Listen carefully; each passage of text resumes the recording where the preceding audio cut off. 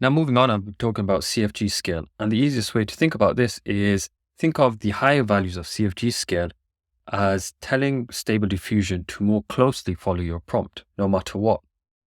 And think about the lower values of CFG scale as letting the AI be more creative when generating your images. And so a good way to show this is with an image. So I'm just going to paste in a seed, then generate.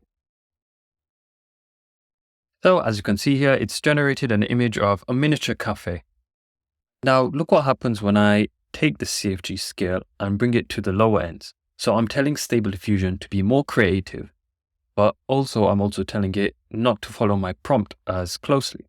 So if I take it to a really low value like 1, now you can see here that before we could see some resemblances to a house, some tables. Now we can't make out anything within the image because Stable Diffusion is now being more creative, but it's not following the prompt.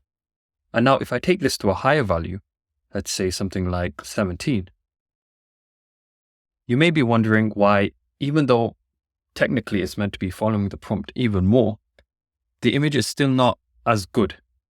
And the reason for this is because once you set CFG scales too high and tell it to follow the prompt really closely, things in a nutshell really just start getting weird. And you'll often see random artifacts within your image. And what I mean by artifacts is stuff that, really doesn't belong in the image. And probably a noticeable artifact in this image is this black circle over here. We can't really tell what it's meant to represent. And it seems like Stable Diffusion has probably made an error when generating this image.